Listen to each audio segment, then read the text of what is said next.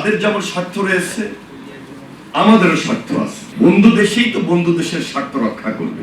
যখন প্রেসিডেন্ট জিয়া এই দেশের রাষ্ট্রের দায়িত্বে ছিলেন, তিনি এই তিস্তা প্রকল্প করার ক্ষেত্রে তার যে দৃশ্যমান ভূমিকা ছিল, পরবর্তীতে দেশনেত্রী বেগম খালেদা জিয়া তিনিও আন্তরিক ছিলেন। তিস্তা পাড়ের মানুষ হিসাবে আমিও ওনাদের সাথে একসঙ্গে বলবো যে দ্রুত এই প্রকল্পটি বাস্তবায়ন করা আমাদের জন্য জরুরি। দুইজন সম্মানিত বিশেষ অতিথি আমাদের মাননীয় মন্ত্রী এবং প্রতিমন্ত্রী সাহেব দুইজনেই তিস্তা পাড়ের সে এলাকারই লোক। ওনারাও ওনাদের বক্তব্য তুলে ধরেছেন এবং বেশি দিন হয় নাই, আমার মনে হয় 19 জুলাই মাস, জুন মাস, 19 জুন আমরা তিস্তার পাড়ে গিয়েছি। সেখানে কাছাকাছি থেকে এই দায়িত্বটুকু পাওয়ার পর আরো বেশি অনুধাবন করেছি। আজকের আলোচনায় বেশি কথা আমার বলার নাই, এটাই বলবো যে আমরা এই নির্বাচিত সরকার নির্বাচনের আগে যে কমিটমেন্ট দিয়েছি এবং আমাদের মাননীয় প্রধানমন্ত্রী জনাব তারেক রহমান দেশবাসীর সামনে তিস্তা পাড়ের মানুষের জন্য বিস্তারে নিয়ে এসেছেন, এই প্রকল্পটি তিনি গ্রহণ করবেন এবং এটি একটা মহতী উদ্যোগ ছিল বলেই আমরা নির্বাচনের পর প্রায় কয়েকটা সেমিনার ইতিমধ্যে সেখানে গিয়েছি, অংশগ্রহণ করেছি, মতামত নিয়েছি। আজকের এই সেমিনারটি এই জন্য বললাম গুরুত্বপূর্ণ, আমরা প্রায় সকল বিশেষজ্ঞদের উপস্থিতিতে আপনাদের মতামতটা আমাদের খুব বেশি প্রয়োজন ছিল এবং এই মতামতকে ভিত্তি করেই যে ডিটেইল স্টাডি যেটা খুব বেশি প্রয়োজন দরকার এবং দৃশ্যমান কাজ করার ক্ষেত্রে আমাদের জন্য সহায়ক হবে। আমাদের এই বাংলাদেশ ভৌগোলিক দিক থেকে অনেক সম্ভাবনার দেশ এবং অনেকগুলো চ্যালেঞ্জ নিয়ে আমরা এই সম্ভাবনাগুলোকে বাস্তবমুখী দৃশ্যমান করার জন্য সবসময় কাজ করি। যেহেতু মাঠ পর্যায়ের কর্মী, রাজনীতির মাঠে থেকেই আমাদের বেড়ে ওঠা, আমাদের মতো লোক আমরা দেশের কথা চিন্তা করে এই চ্যালেঞ্জগুলোকে প্রায় গ্রহণ করেই আমাদের দায়িত্বটুকু আমরা পরিচালনা করার চেষ্টা করি। কাজ করতে এসে আমরা এই তিস্তা প্রকল্পটাকে খুব বেশি চ্যালেঞ্জিং মনে করছি, যেহেতু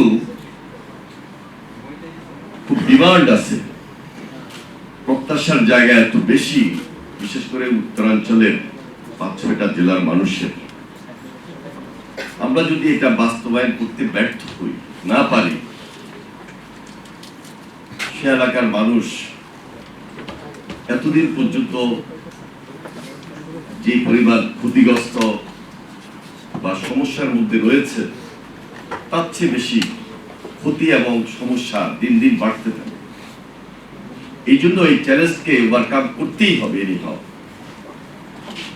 এবং মাননীয় প্রধানমন্ত্রী আমাদের প্রায় আলোচনা করেন, আমাদের ডিপার্টমেন্টাল আলোচনা হয়, আন্তঃমন্ত্রণালয় বৈঠক হয়, কোন পর্যায়ে আছে, কিভাবে আছে, উনি খুব বেশি বেশি জানার চেষ্টা করেন এবং এটাকে দৃশ্যমান করার জন্য সেই দিক বিশেষ নজর দিয়ে থাকে। আমাদের চ্যালেঞ্জগুলো ছাড়াও নদী যেমন আমাদের একটা অর্থনৈতিক রূপান্তর, আরেকদিকে জীবনযাত্রার ভিত্তি। কিন্তু এই নদী সীমান্ত পার হয়ে যখন আমার দেশে এসেছে, এবং মাটিতে এটা প্রবাহিত হয়ে যাচ্ছে, তখন এটা নিয়ন্ত্রণ আমাদের ধরে রাখা খুব কঠিন। কিন্তু প্রতিমধ্যে আমরা বারবার বাধাপ্রাপ্ত হচ্ছি, নিয়ন্ত্রণের বাইরে চলে যাচ্ছে। আপনাদের বিশেষ আলোচনা থেকে এতটুকু বুঝলাম বা এতটুকু বুঝতে সক্ষম হচ্ছি, এবং এটা এত ন্যাচারাল যে এর গতি প্রকৃতি কখন কোথায় যাবে, কিভাবে যায়, কোথায় থামবে, এটা বোঝা খুব মুশকিল। এটাকে আমরা নিয়ন্ত্রণে নিয়ে আসবো, সেটা আনতে গেলে আবার যে পার্শ্ব প্রতিক্রিয়া আছে সেটাও আপনাদেরকে চিন্তা করতে হচ্ছে। যার কারণে আপনারা যখন এখানে আলোচনায় অংশগ্রহণ করেছেন, সেমিনারে বক্তব্য দিয়েছেন বা আপনাদের বিশেষ মতামত তুলে ধরেছেন, আমি যেটা লক্ষ্য করেছি মতামতের মধ্যেও পার্থক্য আছে। এই জন্য আমি শুধু টেকসই বলবো না, আমি বলবো এটাকে একটা ইন্টিগ্রেটেড ওয়েতে আমাদেরকে নিয়ে আসতে হবে। একটা সমন্বিত সমাধান আমাদের দরকার, এবং যে সমাধানের ভিত্তিতে আমরা দেশবাসীর সামনে সে সময় আমরা দৃশ্যমান করব যে এটা এই মুহূর্তে আমাদের জন্য ফিজিবল, এবং এটা ডিজাইন হয়েছে, এটা প্ল্যান হয়েছে, এবং এটা আমরা বাস্তবায়ন করতে যাচ্ছি। কখনো যেন কোনো প্রশ্ন না উঠে যে যেটা ডিজাইন হয়েছে আফটার স্টাডি, যেটা প্ল্যান হয়েছে, এটা করার পরও আমরা যেন কোনো হোঁচট না খেতে হয়, আমরা যেন কোনোভাবেই আমাদের এই প্রজেক্টটা ফেল না করে। আরো হয়তো অনেক কিছু উঠে আসবে, এক একজন বিশেষজ্ঞরা এক এক ধরনের মতামত দিয়েছেন। এখানে বিশেষ করে যারা পানি বিশেষজ্ঞ, তাদের মতামতটাকে আমরা খুব প্রাধান্য দিচ্ছি, এবং যারা এর সঙ্গে রিলেটেড অন্যান্য প্রকৌশলী বৃন্দ, পরিবেশের উপরও দুই একজন কথা বলেছেন। সবকিছু মিলে সব সাইড আমাদেরকে মেনটেন করেই চলতে হবে। সর্বোপরি আমরা যেটা চাই দেশের জন্য, দেশের উন্নয়নের জন্য, এবং আমাদের উত্তরবঙ্গের দীর্ঘদিনের এই যে নদীভাঙ্গা মানুষ, তাদের জন্য যে কমিটমেন্ট, সেই কমিটমেন্টটাকে বাস্তবায়িত করা। আমরা আশা করছি এটা আমরা খুব শীঘ্রই আপনাদের আন্তরিকতা এবং প্রচেষ্টায় আপনাদের এই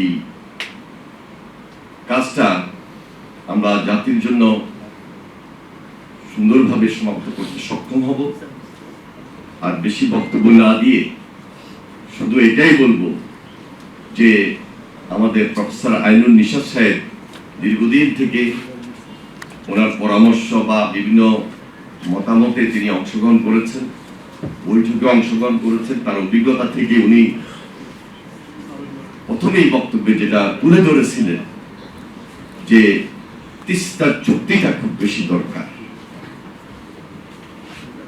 এটা বারবার আলোচনা হয়েছে, হয়ে যায় কিন্তু হয় না। পার্শ্ববর্তী দেশ, বন্ধু দেশ, তাদেরকেও চিন্তা করতে হবে যে তাদের যেমন স্বার্থ রয়েছে, আমাদেরও স্বার্থ আছে। বন্ধু দেশেই তো বন্ধু দেশের স্বার্থ রক্ষা করবে। আমাদের স্বার্থের প্রতি তারা নজর দিবেন, আমাদের সঙ্গে তাদের বন্ধুত্বের সম্পর্কের অবনতি হোক, এটা কখনো আমরা চাই না। এটা মাননীয় প্রধানমন্ত্রী তিনি সবসময় বলেছেন। এর আগেও যখন প্রেসিডেন্ট জিয়া এই দেশের রাষ্ট্রের দায়িত্বে ছিলেন, তিনি এই তিস্তা প্রকল্প করার ক্ষেত্রে তার যে দৃশ্যমান ভূমিকা ছিল, পরবর্তীতে দেশনেত্রী বেগম খালেদা জিয়া তিনিও আন্তরিক ছিলেন। কিন্তু আপনারা লক্ষ্য করেছেন আমরা 17 বছর অনেকভাবে পিছিয়ে গিয়েছি, অনেক নির্যাতিত হয়েছি, এবং স্বার্থ বিরোধী অনেক কাজও হয়েছে। কিন্তু এখন দেশের স্বার্থে, জনগণের স্বার্থে আমাদেরকে এই চ্যালেঞ্জ দিয়েই তিস্তা চুক্তি এবং তিস্তা মহাপরিকল্পনা নামে হোক, অথবা আমরা এই প্রকল্পটাকে বাস্তবায়ন করার স্বার্থে যা যা করা দরকার আমরা সে বাস্তবায়নের দিকে এগিয়ে যাব। আশা করছি যত দ্রুত আমি আমাদের তিস্তা পাড়ের জাগো ভাই আন্দোলনের নেতা, তিনি তার বক্তব্যে মাননীয় মন্ত্রী সাহেব তার বক্তব্যে বলেছেন যে আমরা দ্রুত চাই। তিস্তা পাড়ের মানুষ হিসাবে আমিও ওনাদের সাথে একসঙ্গে বলবো যে দ্রুত এই প্রকল্পটি বাস্তবায়ন করা আমাদের জন্য জরুরি, এবং সেটার জন্য আপনারা যারা এই বিশেষজ্ঞরা রয়েছেন আমরা কিন্তু আপনাদের দিকেও তাকিয়ে আছি। সেই ক্ষেত্রে যদি বাহিরে কোনো দেশের টেকনিক্যাল সাপোর্ট দরকার, ইতিমধ্যে আমরা চায়না গিয়েছি, নেদারল্যান্ডের সাথে আমাদের কথা হয়েছে, অথবা অন্য কোনো দেশও যদি আমাদেরকে এই সাপোর্ট টেকনিক্যাল সাপোর্ট দেওয়ার জন্য এগিয়ে আসেন, অবশ্যই আমরা সেটাকে সাদরে গ্রহণ করব। কিন্তু বাস্তবতা হলো যত দ্রুত আমরা এই তিস্তা নদীর টেকসই ব্যবস্থাপনা অথবা মহাপরিকল্পনা নামে হোক, আমরা যেন তিস্তা পাড়ের মানুষকে রক্ষার জন্য আমরা এই প্রকল্পটি খুব দ্রুত গ্রহণ করতে পারি। সেজন্য আপনাদের বিশেষ বিশেষ দৃষ্টি আকর্ষণ করে আমাদের মন্ত্রণালয়ের পক্ষ থেকে আপনাদের সবাইকে আন্তরিকভাবে মোবারকবাদ জানিয়ে বুয়েটে আজকের এই সেমিনারে যারা অংশগ্রহণ করেছেন সবাইকে ধন্যবাদ।